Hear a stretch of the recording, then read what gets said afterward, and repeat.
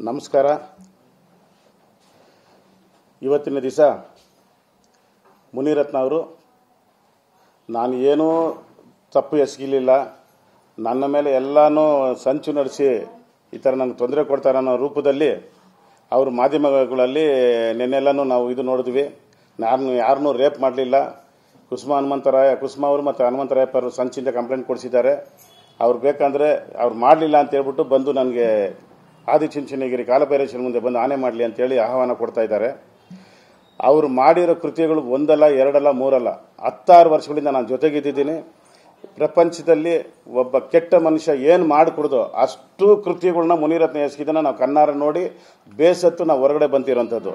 ಇವತ್ತು ನಾನು ಏನೂ ಮಾಡಿಲ್ಲ ಅಂತೇಳಿ ಅದನ್ನು ಜನಗಳ ಮುಂದೆ ತೋರ್ಸಕ್ಕೆ ಹೊರಟಿದ್ದಾರಲ್ಲ.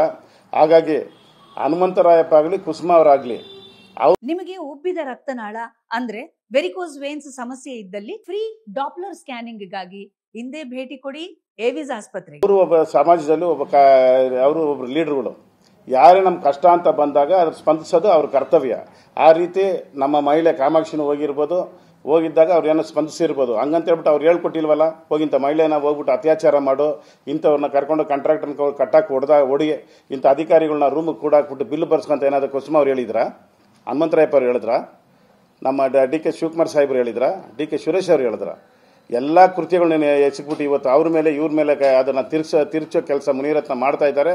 ಪದೇ ಪದೇ ಅವ್ರು ರೇಪ್ ಕೇಸಲ್ಲಿ ಜೈಲಿಗೆ ಹೋಗಿ ಬಂದ ಮೇಲೆ, ಅತ್ಯಾಚಾರ ಕೇಸಲ್ಲಿ ಜೈಲಿಗೆ ಹೋಗಿ ಬಂದ ಮೇಲೆ, ಜಾತಿ ನಿಂದನೆ ಕೇಸಲ್ಲಿ ಜೈಲಿಗೆ ಹೋಗಿ ಬಂದ ಮೇಲೆ ನಾನು ಏನೂ ತಪ್ಪೆಸಗಿಲ್ಲ, ಬನ್ರಿ ಕಾಲಭೈರೇಶ್ವರನ ದೇವಸ್ಥಾನ ಹತ್ರ ಆನೆ ಮಾಡ್ರಿ, ಪ್ರಮಾಣ ಮಾಡ್ರಿ ಅಂತ 3 ಸತಿ ತಮ್ಮನ್ನು ಕರೆದಿದ್ದಾರೆ.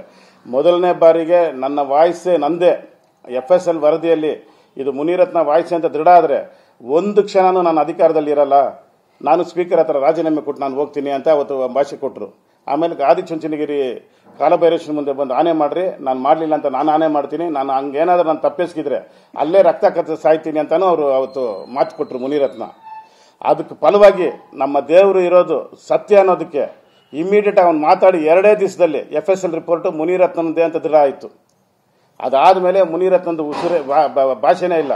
ನಾನು ರಾಜೀನಾಮೆ ಕೊಡ್ತೀನಿ ಅಂತ ಹೇಳಿದ್ರಲ್ಲ, FSL ರಿಪೋರ್ಟ್ ಬಂದು ಅರ್ಧ ಗಂಟೆ ನಾನು ರಾಜೀನಾಮೆ ಕೊಡ್ತೀನಿ ಅಂತ ಎಲ್ಲಿ ಕೊಟ್ಟರು ಮುನಿರತ್ನ ರಾಜೀನಾಮೆ? ಅದು ಕೊಡಲಿಲ್ಲ.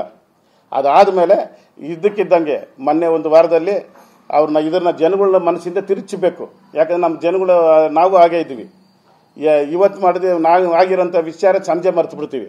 ಆ ರೀತಿ ಮುನಿರತ್ನ ಮಾಡಿರೋಂಥ ಅತ್ಯಾಚಾರ, ಮುನಿರತ್ನ ಮಾಡಿರೋಂಥ ದೌರ್ಜನ್ಯ, ಜಾತಿ ನಿಂದನೆ ಮಾಡಿರೋಂಥದ್ದು, ಒಕ್ಕಲಿಗರನ್ನ ಮನೆಗೆ ಮಂಚಕ್ಕೆ ಹೆಣ್ಮಕ್ಳನ್ನ ಮಂಚಕ್ಕೆ ಕಲಿಸೋ, ನೀನು ದುಡ್ಡು ಕೊಡಲಿಲ್ಲ ಅಂದರೆ ನಿಮ್ಮ ತಾಯಿನ ಕಲಿಸೋ ಅಂತ ಕೇಳಿರೋಂಥ ಪದಗಳು ಇವೆಲ್ಲನೂ ಜನ ಮರಿಬೇಕು. ಮತ್ತೆ ಅವ್ರ ಹತ್ರ ನಾನು ಒಳ್ಳೆಯವನು ಅನ್ಸ್ಕೋಬೇಕು ಅಂತೇಳಿ ಆತನೇ ಒಂದು ಸಂಚು ರೂಪಿಸಿ ಮೊನ್ನೆ ಒಂದು ಮೊಟ್ಟೆ ಹೊಡೆಸ್ಕೊಂಡು ನಾನು ಮೊಟ್ಟೆ ಹೊಡೆದ್ಬಿಟ್ರು ಅಂತ.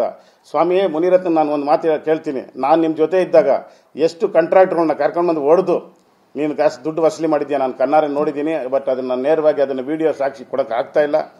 ಎಷ್ಟು ಜನ ಇಂಜಿನಿಯರ್ಗಳನ್ನ ಎದುರಿಸ್ಬಿಟ್ಟು ನೀನು ಬಿಲ್ ಬರ್ಸ್ಕೊಂಡಿದ್ಯಾ, ಎಷ್ಟು ಜನ ಅನಾಮಿಕರುಗಳಿಗೆ ನೀನು ಓಟ್ ಹಾಕಿಲ್ಲ ಅನ್ನೋ ಕಾರಣಕ್ಕೆ ಮನೆ ಬಾಗಿಲು ಕರ್ಕೊಂಡ್ಬಂದು ಎಷ್ಟು ಜನಕ್ಕೆ ಹೊಡೆದಿದ್ಯಾ ಅನ್ನೋದನ್ನು ನಾವು ಕಣ್ಣಾರೆ ಕಂಡಿದ್ದೀವಿ. ಅದರಲ್ಲಿ ಒಂದು ಸಣ್ಣ ಮೊಟ್ಟೆ ನಾನು ಮೊಟ್ಟೆ ಹೊಡೆದ್ಬಿಟ್ರು ಅಂತ ಇದೆಯಲ್ಲ, ನೀನು ಜನಗಳಿಗೆ ಕರ್ಕೊಂಡ್ಬಂದು ಮನೆಗೆ ಕೂಡಕ್ಕೆ ಎಷ್ಟು ಜನಕ್ಕೆ ಹೊಡೆದಾಕಿದೆ ಅನ್ನೋದಕ್ಕೆ ನಾನೇ ಸಾಕ್ಷಿ. ಅದು ಜನಗಳಿಗೆ ಏನಾದರೂ ಅದು ವಿಡಿಯೋ ಕೊಟ್ಟಿದ್ದ ಅಂದರೆ ಅವತ್ತು ಇಡೀ ಕರ್ನಾಟಕದಲ್ಲಿ ಇರೋ ಜನ ಪರ್ಕೆಗಳು ಎಡ್ಕೊಂಡು ಬಂದು ನೀನು ಮನೆ ಮುಂದೆ ಹೊಡೆದಿರೋರು ನಿನಗೆ ಅದು ಆಧಾರ ಇಲ್ಲ. ಇವತ್ತು ಬರೀ ಮೊಟ್ಟೆ ಹೊಡೆದಿದ್ದಕ್ಕೆ ಒಂದು ಓಡ್ ಬಂದು ಮೊಟ್ಟೆ ಬಂದಿರೋದು ಎಡಗಡೆ ಬಿದ್ದೈತೆ ಮುನಿರತ್ನನಿಗೆ. ಒಬ್ಬ ಓಡ್ ಬಂದ್ಬಿಟ್ಟು ಎಡಗಡೆ ಖರ್ಚಿಪ್ಪಿಕ್ತಾನೆ, ಒಬ್ಬ ಬಂದು ಹಿಂದ್ಗಡೆ ಖರ್ಚಿಪ್ತಾನೆ. ನಿಮ್ಮ ಸಂಸದರು ಹೇಳ್ತಾರೆ ಹಿಂದ್ಗಡೆ ಏನೋ ಬಲವಾಗಿ ಏಟು ಬಿದ್ದಿದೆ ಅಂತೇಳಿ ಸಂಸದರು ಡಾಕ್ಟರ್ ಮಂಜುನಾಥ್ ಅವರು ಹೇಳ್ತಾರೆ. ಏನು ನಾಟಕಗಳು ಇವೆಲ್ಲ? ಮೊಟ್ಟೆ ಹೊಡೆದು ಯಾರಾದರೂ ಸೀರಿಯಸ್ ಆಗಿ ವಾಮಿಟ್ ಬಂದು ನಿಮಗೆ ಇದೆಲ್ಲ ಕಂಡಿದ್ದೀರಾ? ಅದೇ ಜಾಗದಲ್ಲಿ ಅವತ್ತಿನ ದಿವಸ ಮುನಿರತ್ನ ಮೊಟ್ಟೆ ಹೊಡೆದ್ರು ಅಂತೇಳಿ ಅಲ್ಲಿ ಯಾರನ್ನೋ ಹಿಡ್ಕೊಂಡು ಅವನೇ ಹುಡುಗನೇ ಮೊಟ್ಟೆ ಹೊಡೆದನ ಇಲ್ಲ, ಅಲ್ಲಿ ಏನಾದರೂ ನೋಡಕ್ಕೆ ಬಂದಾಗ ಗೊತ್ತಿಲ್ಲ, ಅವ್ನು ಹಿಡ್ಕೊಂಡು ಕಲ್ಲೆತ್ಕೊಂಡು ಜಜ್ತಾರೆ ನಿನ್ನ ಕಾರ್ಯಕರ್ತರು, ಮುಖಾಮುಖಿ ಎಲ್ಲ ಗಾಯ ಮಾಡ್ತಾರೆ, ಹೊಟ್ಟೆಗೆಲ್ಲ ಹೊಡಿತಾರೆ, ಕಾಲ ಜಾರ್ಜ್ ಚಿತ್ರಹಿಂಸೆ ಕೊಡ್ತಾರೆ. ಅವನು ಅದೇ ನಿನ್ನ ಅಡ್ಮಿಟ್ ಮಾಡಿರೋ KC ಜನರಲ್ ಹಾಸ್ಪಿಟ್ಲಿಗೆ ಕರ್ಕೊಂಡು ಹೋಗ್ತಾರೆ ವಿಶ್ವಮೂರ್ತಿ ಅನ್ನೋ ಹುಡುಗನ್ನ. ಆ ಹುಡುಗನ್ನ 10 ನಿಮಿಷದಲ್ಲಿ ಡಾಕ್ಟರ್ಗಳೆಲ್ಲ ಟ್ರೀಟ್ಮೆಂಟ್ ಮಾಡಿ ಬ್ಯಾಂಡೇಜ್ ಎಲ್ಲ ಸುತ್ತಿ ಅವನ್ನ ಡಿಸ್ಚಾರ್ಜ್ ಮಾಡಿ ಕಳಿಸ್ತಾರೆ. ಕಲ್ಲಲ್ಲಿ ಒದೆ ತಿಂದವನು 2 ನಿಮಿಷದಲ್ಲಿ ಡಿಸ್ಚಾರ್ಜ್ ಆಗಿ ಮನೆಗೆ ಕಳಿಸ್ತೀರಾ? ಮೊಟ್ಟೆಯಲ್ಲಿ ಹೊಡೆದಿರೋವನ್ನ ಒಂದು ದಿನ ಎಲ್ಲ ಅಡ್ಮಿಟ್ ಮಾಡ್ಕೊತೀರಾ? ಅಷ್ಟು ಸೀರಿಯಸ್ ನೀವು?